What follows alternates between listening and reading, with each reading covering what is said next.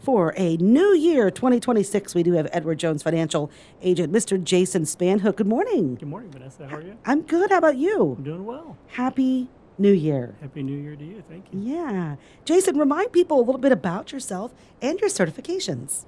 Oh, well, thank you. Yeah, I am, of course, an Edward Jones advisor here on Main Street in town. I am a certified financial planner, or a CFP.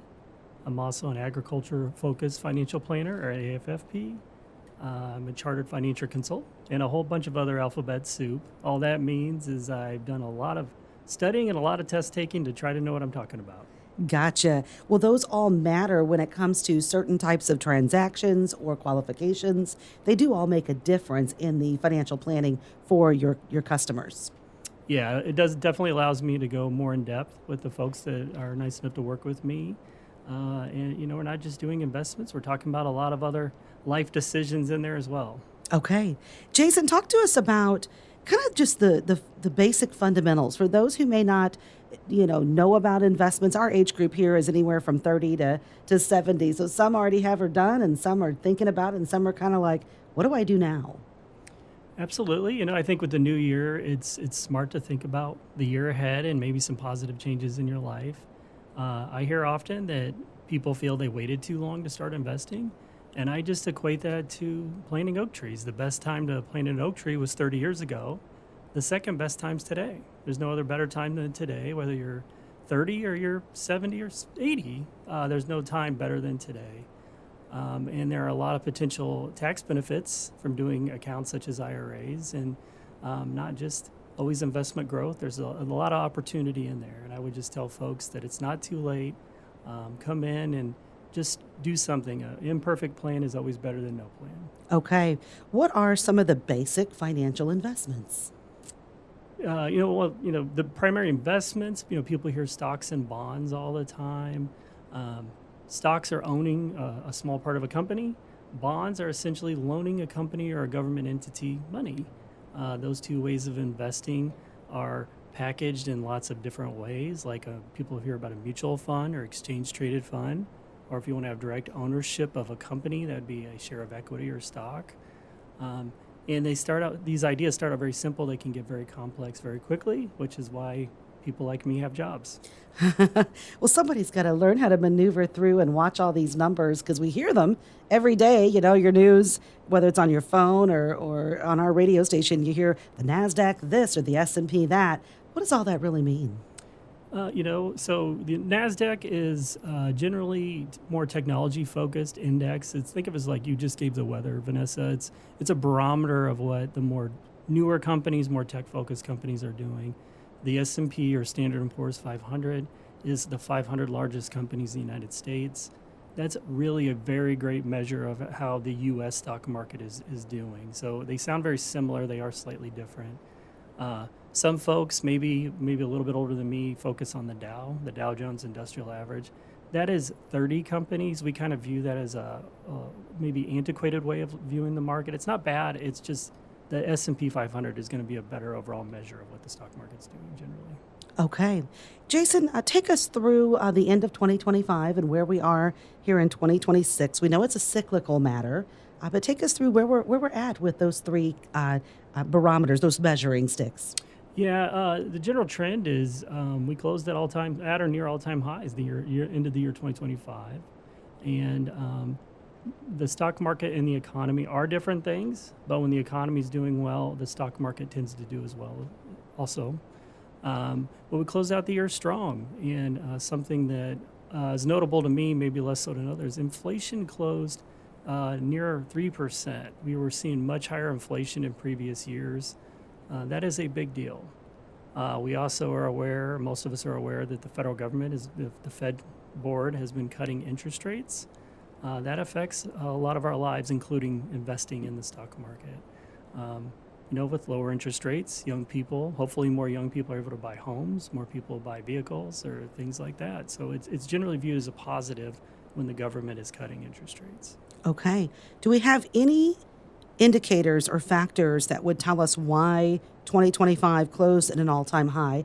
The reason I ask is we had a major government shutdown, or I should say a longer government shutdown than typical. So I wasn't sure if that affected anything or not. It definitely did short term, and if that would have been allowed to continue, that certainly would have had a major effect. Kind of a negative spot for 2025 was the labor market. Unemployment did increase, probably at a level higher than most people would have liked to have seen, and the government shutdown was a contributing factor to that, as well with some moves the government had made to downsize earlier in the year. But the market closing at all-time highs and moderated inflation. If we can keep government spending and jobs under control, looks positive for 2026. Okay.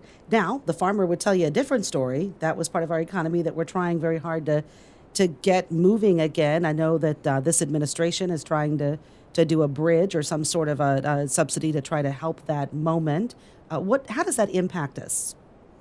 Yeah, I'm very fortunate to work with a lot of folks in the ag community. I mentioned the designation earlier. For those that don't know, commodity prices have not been probably where most of our local farmers would like to have seen them. But the good news is yields were fairly strong overall. Good weather for most of the season, and hybrids. I mean, gosh, the seed corn is tremendous what it can produce. But as that goes, so does the economy. And I would say most farmers would tell you it was okay to good, not great. But I think they have an interesting world they work in because they have success. All their input costs go up a lot. They have a bad season, their input costs do not go down; they stay the same.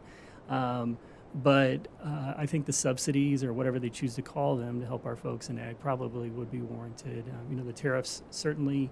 China not buying our soybeans definitely had an effect on that commodity for sure. Okay. Jason, let's talk about 2026. What do you see in the trends? Well, I forgot to bring my crystal ball today. Yes. So I can do is guess. I can't predict the future. But we're like weather forecasters today. That's right. That's right. I would just say, I'm looking at General Edward Jones guidance, kind of market guidance. We think that we're seeing that 2025 was focused on what was so-called the Magnificent Seven stocks or AI or technology-focused stocks. We hope and believe that what we call there'll be a broadening in the market where some of the other companies, without naming specific ones, and like machinery or other industrials, are starting to catch up, and that's viewed as a positive sign. It's having a broader base supports a strong market historically. So looking at a broadening market, going into likely a continuation of an interest rate cut cycle, does spell well for the stock market in general. But of course, no one truly knows. No, we don't know. That's the challenge. That's why we call it cyclical, because, we just never know what day to day is going to bring. That's for sure. For sure. Jason Spanhook with us, Edward Jones, financial advisor here locally. Remind people where you're at. I'm at 615 North Main across from Walgreens here in town. Yes. How long you been doing this? Real close to 10 years I've been running that office. Okay, good for you. What are you seeing with this technology trend? I mean, there's a lot of news stories that are good. There's some that are moderate, and there are some that are like, oh, be careful. What do you think with AI, and does that impact our markets overall? Absolutely. That's a contributing factor to the labor statistics. More mid-level folks and technology companies are being replaced by artificial intelligence. A lot of programming is being done by computer. Depending on who you ask, that's a good thing or a scary thing. I kind of feel both ways about that. And artificial intelligence will affect almost all of our jobs, for sure. I equate it to, when the internet, about 25 years ago, was becoming a thing, it most certainly created a disruption. My grandparents owned a print shop that largely the internet put out of business. I mean, it was just, there's a disruption in jobs that's unfortunately unavoidable, but the statistics show it was a net positive for the United States, for society, that the internet came along in terms of jobs.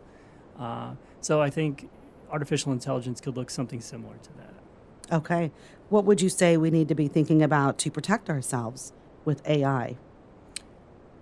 In terms of investing, I would say, there's some, I can't really say specific stocks, but there's some specific stocks that are very popular associated with artificial intelligence. I would say, I always use the story of if you're a fisherman or fisherwoman and you fish for a living, you fish with a net. If you're fishing to brag to your friends at a cocktail party, you fish with a pole, right? So I think in terms of investing, let's invest with a net, something broad based, rather than a particular company, maybe a basket of stocks that looks at artificial intelligence, Okay. things like that. So I think more broad based, and I think more boring when it comes to investing. The really cool tech stuff's really had a big.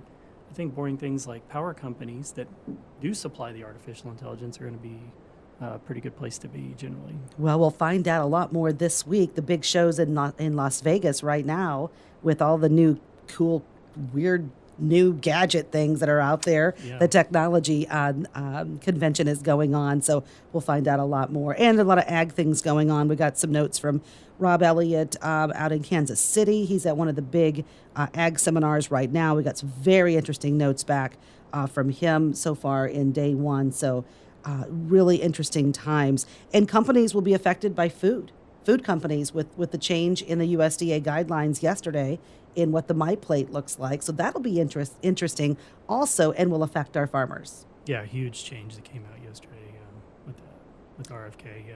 Okay. Jason, what else do you want people to know? I'll let you close it out with what you want people to know for 2026. Sure. Yeah. Thank you. I just want to reference a few things for the so-called Big Beautiful Bill passed. I don't know, about 10 months ago. Does bring some tax changes for 2026 that I wanted to point out to folks. As in most years, the amounts you had to add to your 401k or your IRAs did increase. So consider increasing that with your advisor or with your employer. And if you turn 50 in 2026, you're at an additional amount. There's some changes with the charitable contributions. If you took the standard deduction previously, you were not able to also take a charitable deduction. You are now. It's $1,000 for an individual, $2,000 for couples. So that's a very nice. Those that are charitably inclined, that's a big opportunity. Not that we give for taxes, but we might as well get the tax benefit if we're giving. And there's some nuances with if you are a high income earner over $150,000 and you do make that extra 401k contribution, it has to be Roth for 2026. And if you fall into that category, which there's a few of you out there, I would encourage you to contact your human resources department to make sure they account for that. We don't want IRS or Uncle Sam knocking on your door for doing that wrong this year. Oh, good to know. Okay. Thank you for all the information. Glad to do it. We appreciate it very much. And have a very, very good new year. You do the same. Thank you. Jason Spanhook with us, Edward Jones Financial Advisor on WRAM.